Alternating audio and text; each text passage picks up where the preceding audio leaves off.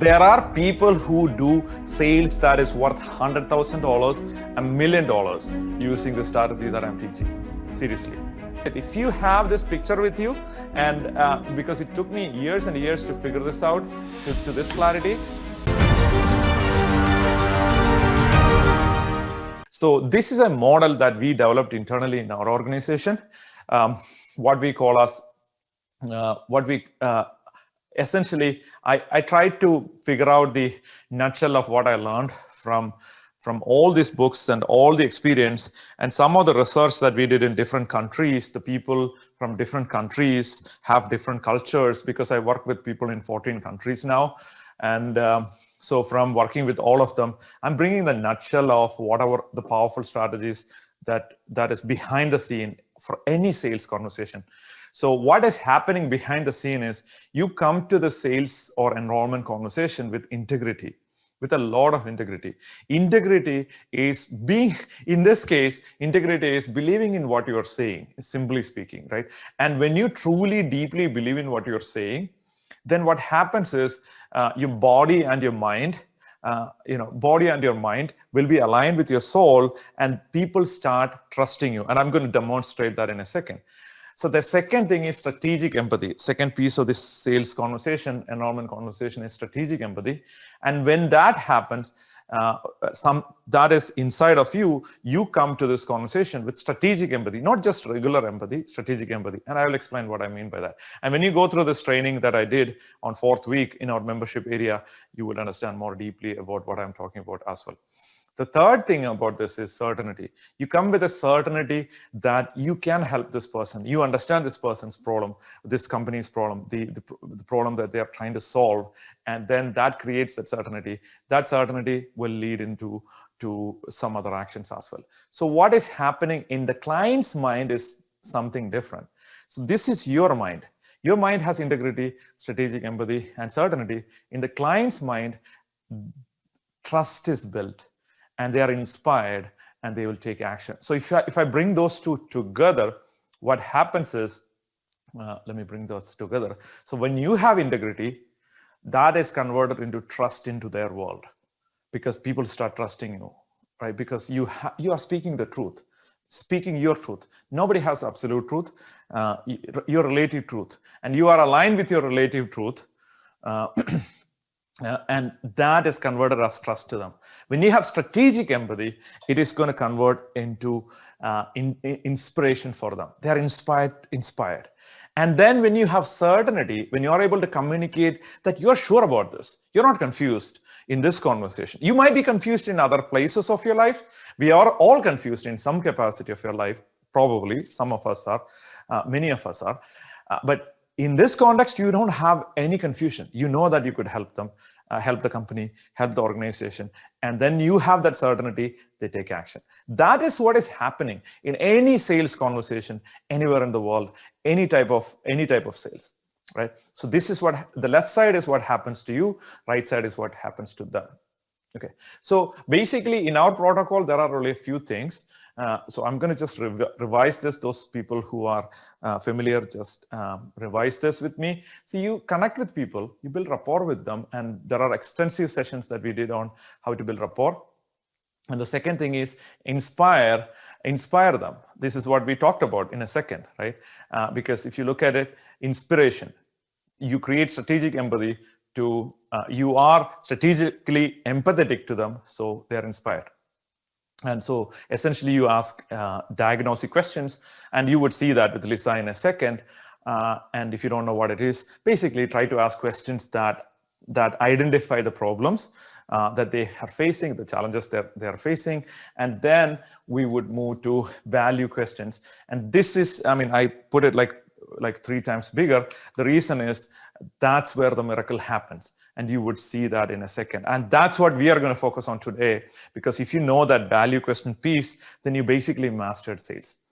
Then you ask them aspirational questions, the questions that will aspire them, like the things that they are aspiring for, and then ask them value questions about that. And if that doesn't make sense to you, when you go through the training, it is going to make sense. But I'm going to explain it one more time here as well.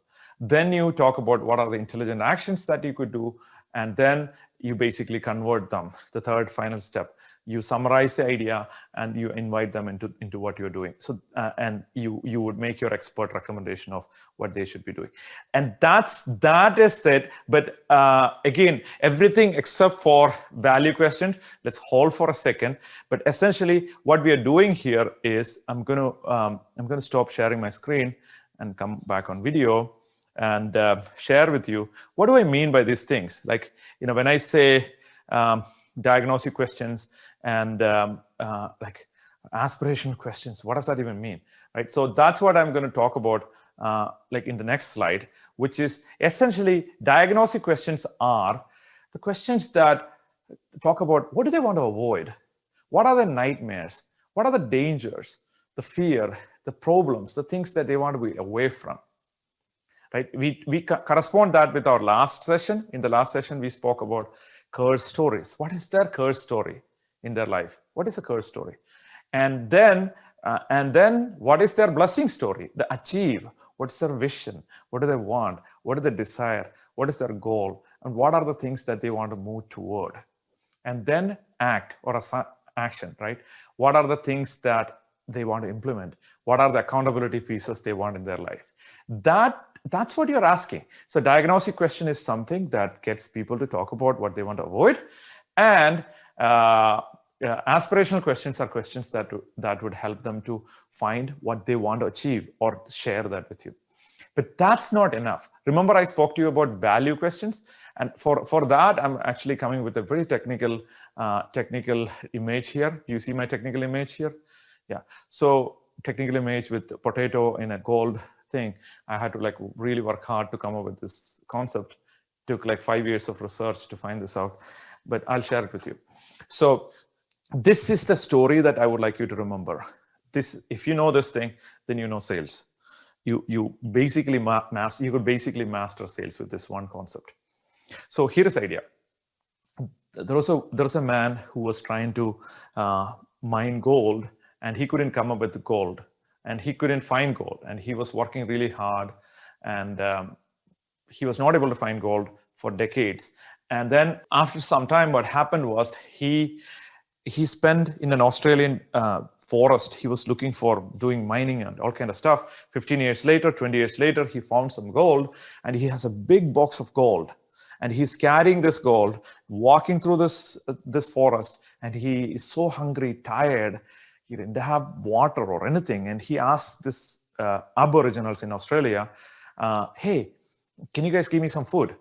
And the chief of the chief priest said, no, we cannot share food. We are starving. There's so much food shortage here. I'm sorry. I wish we could help you. And then the guy said, don't worry. I have a lot of gold with me. And the chief said, the tribe chief said, no, we don't understand what gold is. What is that? This is a yellow thing? We see that all the time here around, but we don't care about that. What is that useful for? And then he said, oh, no, you don't know how valuable gold is. Like US government used to keep gold as a reserve currency for every money that we print until 1917. No, he didn't say that. That was me. Okay. So what happened was he said, it's so valuable, you could actually buy a Ferrari with it. And the guy said, what is a Ferrari? I don't understand what a Ferrari is. Oh, no, they don't even understand Ferrari. Oh, my gosh. You could actually build a two-story house with this. And they're like, what is a house? We live in trees. And then he's like, I don't know how to communicate the value of what I'm offering to this world to them. And he all of a sudden, he started seeing a bunch of kids bringing a sack of potato, like they're carrying a sack of potato on their shoulder. They're like, what is that? What are the kids carrying? He said, oh, that is potato. And that's what we eat most of the time. Oh, really? He said, wow, that's awesome. Okay, here's the thing, guys. If one of this coin that I have here, you could use that coin to buy potato for 1 month for your entire village. At the time, the chief is like, oh my gosh, are you being truthful about this? Yeah, I'm not kidding. It's serious. You can use one of this coin to buy potato for 1 entire month for your entire village. And then chief said, bring all the food that we have and all the things that we have and give it to this man. And he became the king. And he married 3 of the queens there and lived a polygamous life there ever after. I mean, I don't know. Don't blame me for their relationship situation. It's not my fault. Okay. But what do you understand? What do you understand from this story? Like, what is a core thing that you get from this? So there are people who do sales that is worth $100,000, $1 million using the strategy that I'm teaching. Seriously, right? So one sale is $1 million. What is missing for a person who's not able to convert is the following. Okay, so I'm going to share my screen again. When you ask them, like, what is something that you want to avoid? And they say, "Oh, I want to avoid this. This is something that I want. I don't want people to have a bad experience working with my company XYZ." And then you ask them, "How is that affecting you? How is that affecting you?" Is the question. That's the single most inner piece, the inner crux of any sales. How is that affecting you? That's how you find out their potato. For one person, it could be potato. Another person, it could be tomato. Another person, it could be onion. It doesn't matter. You find out by asking the question, how is that affecting you? That's what the value question is. What do they value most? We are trying to find out what do they value most. The opposite side, if they want to achieve something, you ask them, hey, what benefit are you getting? What benefit are you getting by achieving this? Like you said you want to climb Mount Everest. What is that going to get you? And then the person says, you know what, my wife said, the only way to sleep with me from now is go climb the Mount Everest. That's a way. So for that, I'm going to do whatever it takes. So whatever it is, or this is to make my mom proud. This is to show my daughter that I am somebody she could model. This is to show my friends that I am also capable about to doing something. What benefit are you going to get from doing that? If you do that, these 2 pieces, then your sales effectiveness is going like to the sky. The reason is you're actually talking for them, whether it is a company, whether it is a big organization, if you're doing B2B, B2C, it doesn't matter. What matters is you ask them, what are you going to get from that? After doing 30,000 sales calls, a researcher on sales wrote a book on that. And after that, he said, this is a single most piece that moves. It's not even close. Everybody talk about, we should have a great closing strategy. This is your greatest closing strategy, knowing deeply what they want. So did I emphasize that enough? So when you do that, what is going to happen is you try to connect with people by building trust. You build trust and connect with people. For inspiration, what are you doing? You're asking them, what do you want to avoid? What do you want to achieve? Right? That's what you're asking them. And you convert them through action. And you would see that there will be potatoes that you will be asking for achieve and avoid. That's it. That is the crux of sales. And you could go through the entire training. It's probably 1 hour, 30 minutes. And that will give you clarity. This is a checklist that I want to show you before Lisa start. So this is a checklist that I made. It must be on the membership site as well. So I made a checklist, a visual checklist, world-class persuasion visual checklist. So do you have integrity? If you don't have integrity, the entire thing is done.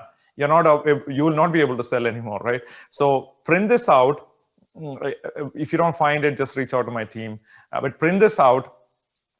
Print this out and then have this checklist with you whenever you have an enrollment conversation. Do I have integrity about what it is? And if you're not in that state, then you need to correct that before you do that. Was I able to build trust? Yes. So then we are moving on to strategic empathy. Did I ask them questions about what problems they want to avoid and what benefit they are going to get? What other problem they want to avoid? And what are they going to get from doing that? Or, whatever the value question. Then achieve. What benefit, achieve, what benefit, achieve, what benefit. Why am I saying it 3 times? Because you need to look for 3 problems and at least 3 things that they want to get to. 3 things that they want to avoid, 3 things that they want to get to. But it's not about the mechanics. It's about touching a human heart through deep listening. Then you ask them about, based on what you told me, what is one thing that you could do, and then summarize and enroll them into the program, which is covered in detail in the other trainings. But today we are going to focus on the asking the question, how is that affecting you, and how is this going to benefit you? So 3 questions, 3 problems, Lisa, and 3 problems, how it's affecting them, and 3 solutions they want, and how it's going to benefit them, and then show how you transition from that point into inviting them into the program. That's all. Like, so if you look back, essentially this is it. If you have this picture with you, and because it took me years and years to figure this out to this clarity, right? So like you build trust, you have rapport with them, and you ask them, hey, what do you want to avoid? What's the problem that you want to solve? And then how's that affecting you? Another problem. How's that affecting you? Another problem. How's that affecting you? What do you want to achieve? Okay, got it. How is that going to benefit you personally? Achieve, benefit you, achieve, benefit you. Okay, based on what you told me, what is something that you could do to move to the next level? Okay, got it. How's that going to benefit you? Okay, we skipped that step for today. And then based on what you told me, the next step is to join my rocket ship program. Through the rocket ship program, you will have a model. So I see, go from there. And this is how I'm going to solve problem number 1 so that you can avoid this. Problem number 2, we are going to solve this way so you could avoid that. Problem number 3, so that you could solve that, and then this is how you could achieve this, so that you could have this benefit, achieve this, so you could have this benefit, so you could have benefit, and go from there. Any questions? The person says, no, I don't have a question. How do I sign up? Okay, and then don't try to explain it again. Oh, no, let me explain some more details.